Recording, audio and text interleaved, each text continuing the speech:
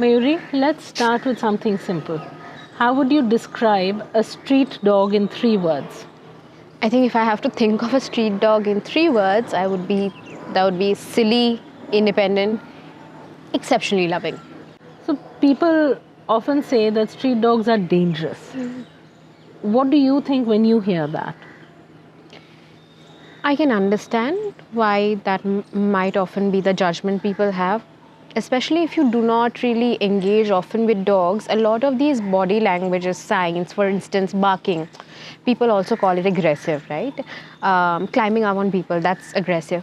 But when you interact with dogs, you realize that's their form of engagement. That's the only way they know how to engage with you. They can't talk like us. So they try to climb on us, put their paws on us if they really like us. Or they bark. Barking is very natural to a dog's behavior. So I think when you are not very used to being around dogs, it is something that comes across also because dogs are inherently territorial, right? So when you're not familiar to a territory and you go, they come barking. That can be mistaken as aggression. That is often the case. There are instances where, because of course there is a gap as to how the dog reads your body language and how you read the dog's body language, which causes further escalation, and there have been instances of bites, right? Which then further reaffirms the behavior that, this one time he barked, he basically was being aggressive, the next step was for him to bite. But in the middle, there would have been multiple steps of escalation, but because both parties don't know how to read each other's body language, that just very naturally happens. Have you ever seen a dog react with fear rather than aggression, but people have misunderstood it?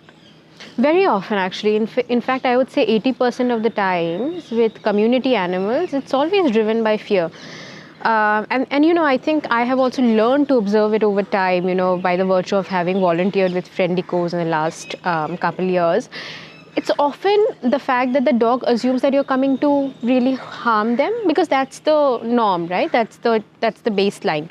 So the tail would be tucked in, and you would see that the dog barks with fear because he's trying to offset any damage before it could be done to him. So it's often the case. I would say 80% of the time the dog is not reacting out of aggression or to maintain territory. At least with humans, it's always often fear that you're going to hurt me.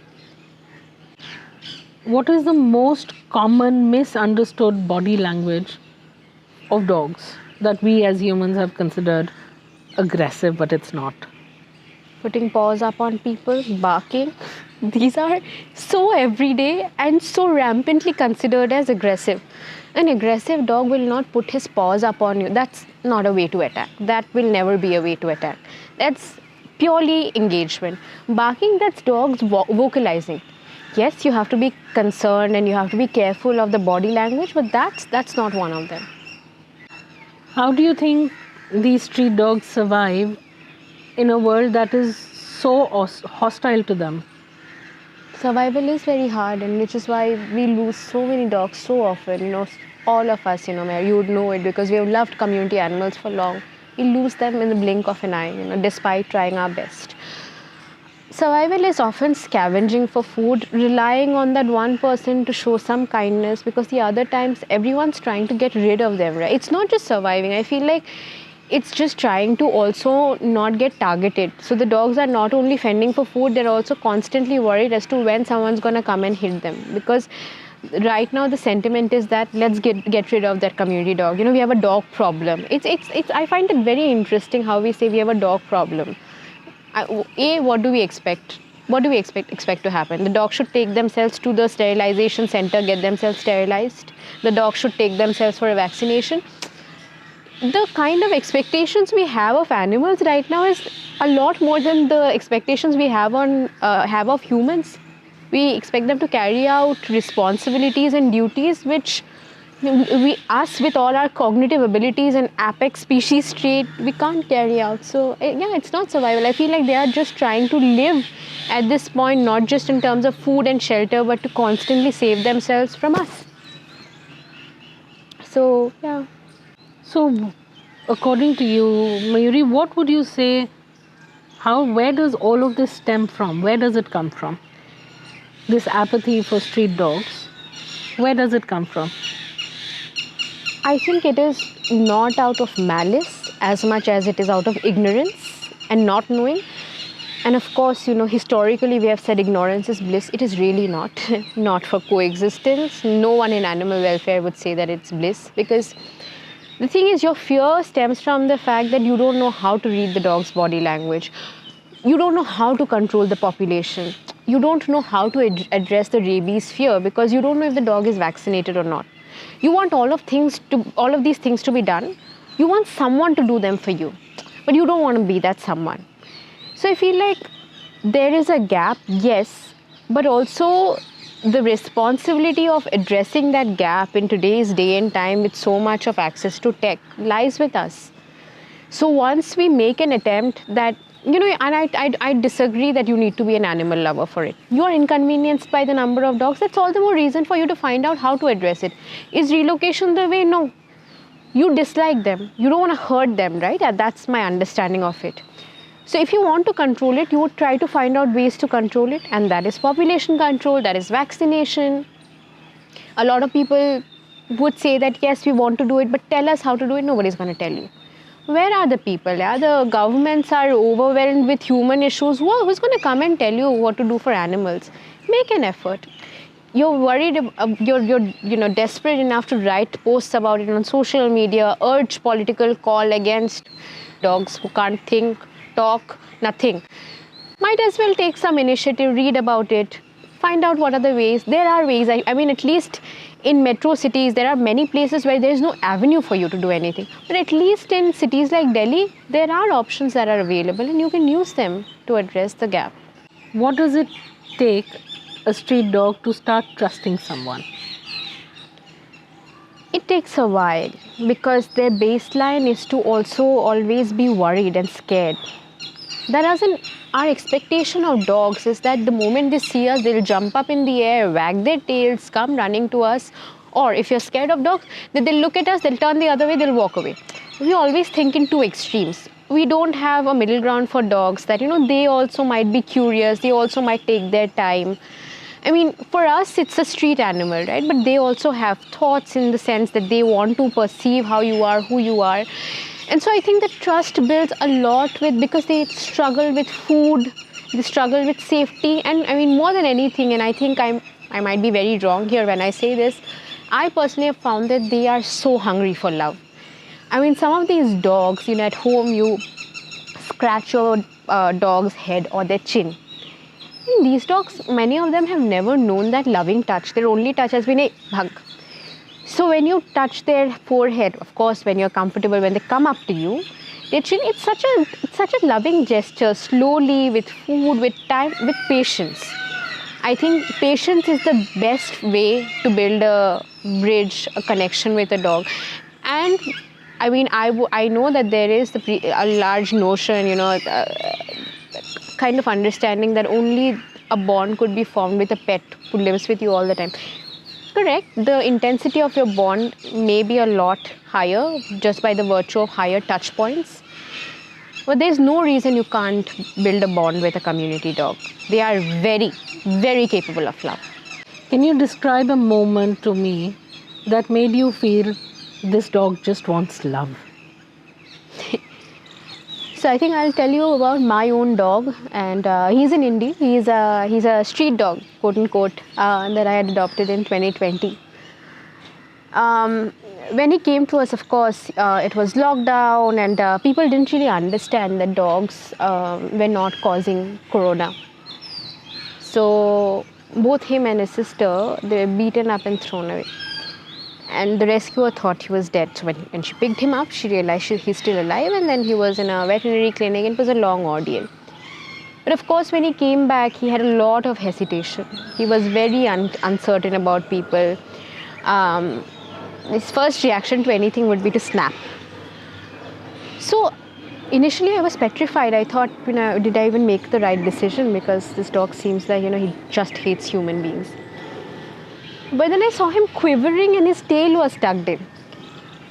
So I just wanted his tail to be up. I just thought maybe if his tail goes up a little bit, that's indication that he's maybe not hating me right now. And that took time. That took space. I couldn't enforce, I couldn't really impose myself in his space and squish him and get love out of him. I let him exist, and I existed in his space too. So when he'd eat, I'd sit next to him. After every bite, basically get his head up to look at me and feel reassured that nobody's doing anything and continue eating. Slowly, he would start coming next to me and sleeping. Otherwise, if I was on the bed, he would refuse to come to the bed.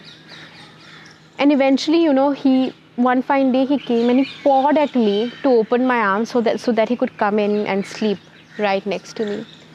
So I think it was a learning, it was a path that I had to tread, because I also was conditioned to believe that a dog that loves like that is a loving dog. And a dog that's barking, that's skittish, that's hesitant is a dog that hates human beings. And that's just a dog who's scared, who doesn't know any better. So it takes a little bit of time and patience, which I think we have abundance of, and it's easier to give it to human beings because they communicate in a way that we understand. But if we could just make an effort to know how dogs communicate, it's very, very easy. Well, that's an overstatement. It's not very easy, but it is worth it. I would say it is 100% worth it to go the extra mile. It is not easy by any means or measure, but is it worth it? It is 100 times worth it and more. Why do you think people fear them without even interacting with them? Two reasons. We fear what we don't know, because it's always scary to not know. We have been taught that dogs bite. I mean, all of us across socio-economic strata, I can say this, that as we're growing up, you're like, oh my God, look, there is a dog there, he's going to come bite you. And we don't even understand why he will bite, what would cause him to bite, but we know that dog bites. So that's one thing, right? So the fear of the unknown is something that operates. The other thing is, look at the narrative right now, Meher. It's always dog bite this, dog bite that, dog bite has been prevalent. We need to address the street dog menace. That's a popular narrative. So even, and especially if you're a neutral person, if you're someone who's never engaged with dogs, but you're consuming a lot of this media, you are bound to, and that's how these large platforms operate, right? You're bound to start thinking in a certain way. It influences you because you're also getting a single kind of narrative that's being fed to you over and over again, that the dog bites, that the community dogs will bite, that they will bite. So you're even without knowing or realizing, you might start believing it internally. You may not even realize when you've started getting scared of them, and that becomes your baseline of thinking.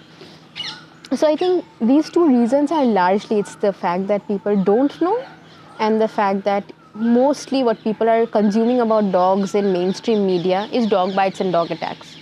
There is nobody, because every time anything is going well with a dog, service dogs, say your pets, so many instances of pets saving their pet parents and dying in the process from snake bites and whatnot. Nobody covers that because, it's not sensational enough. It's not going to elicit a reaction that is enough for the attention economy. What will create rage, what will get a reaction out of you is if I post a story saying, look, that dog bit, what are we doing about the stray dog menace? And then that becomes an agenda. How would you, according to you, what is the difference between a street dog or a stray dog and a pet dog? None. The only difference is one gets to live in a house with their own people, people who are their family, and the other just happens to be born on the streets. It's just a matter of luck at the end of the day. And of course, there's much to be said about how we treat our pets even in this country. But in an ideal world, a pet gets love, attention, and I would be very careful to say that it's important that they also have the financial investment, the physical availability of the pet parent to be there for them. So all of these factors are taken care of. Whereas for an animal in the community, there is no reason they don't deserve it. What's lacking? Nothing. They are also a breed of dog. They also have their own traits. It's just that they are not chosen. And that's the only difference. It's a matter of luck. There's nothing else. Mayuri, do you have a message for the people that are watching this video today about if they are scared of approaching a dog, how would you tell them? What can they do to, whether it is to work on that fear or to still approach that dog without any malice or hate or worry? If you do not want to approach a dog and you're scared, best not to approach the dog.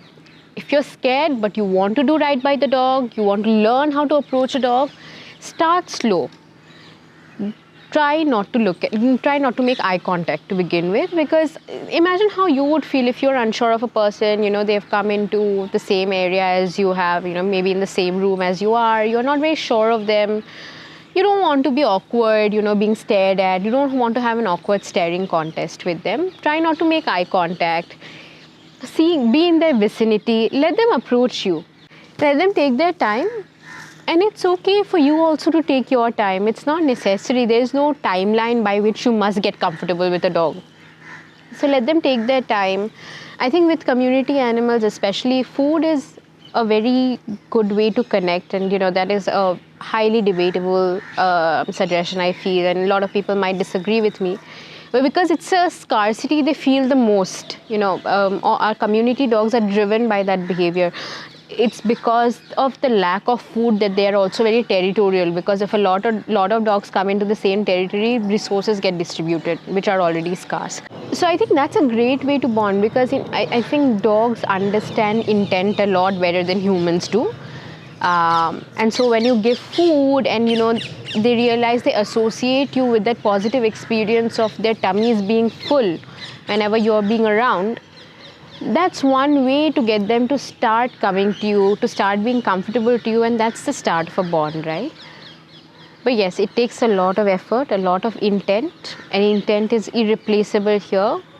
But I think once you go the extra mile, the rewards are something that are incomparable. I personally feel like a lot of ways in which we understand human love in the context of human relationships, it's interesting, it stands very true in its own space, but the love of a dog and the love of community animals especially, who have all the reason to abandon the idea of love and just be vicious to us for some of the most horrible things that we do, it is wonderful to be able to see the way they can love consistently without ever thinking that you're not worth it. And I think that's something to go the extra mile for. So Mayuri, would you say street dogs are dangerous, or are they in danger? They are in danger. They have always been in danger.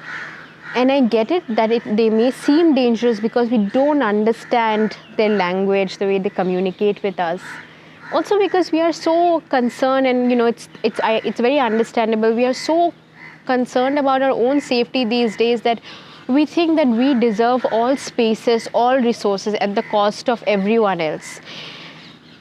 But the fact of the matter is, we have to coexist, which means we have to coexist with our animals, with our birds, with our fellow people, and it would need us to meet them halfway. We cannot have the approach that they need to be cleared of the land that we occupy, because who has given us that right? That just it's us feeling entitled enough to say that every single spot of land that I see, I don't want a dog in here. We are very okay with garbage, I must add, in India. We might have piles of garbage. Nobody is doing any hartal for it. There are no clarion calls to remove it. But somehow if we see a dog, that must be cleared off, and that stems from our entitlement. And I think that is something we need to think about. Dogs seem dangerous to us right now because we pose a danger to them, to which when they retaliate, we say that they are a problem. And we go after them with our full might. And how skewed is that? Because how are we comparing humans with dogs? I mean, what are we pitting against each other? That's something to be thought about. Okay, Mayuri, as we finish this interview, can you finish a sentence for me, please? Street dogs aren't dangerous. They are just silly, very silly. They don't know who means what. They don't know how to discern if you mean harm or you mean love. They are just on their guard, and they hope against hope that you're going to be a person that makes their day better for just this one day. They are present in the moment, and the least we can do is just let them be. You can't do anything, don't need to do anything. Walk away, let them be. I promise you, it's not the end of the world. We have many more things to think about, which is causing us a lot more pain. Globally, domestically, dogs, I mean, we really need to evaluate our priorities. Just let them be. There are some people trying to look after them. If you can't help, don't make it worse. Thank you, Mayuri. That was a very, very in-depth conversation about debunking the myth that street dogs are dangerous. Thank you, Meher. As always, happy to be here.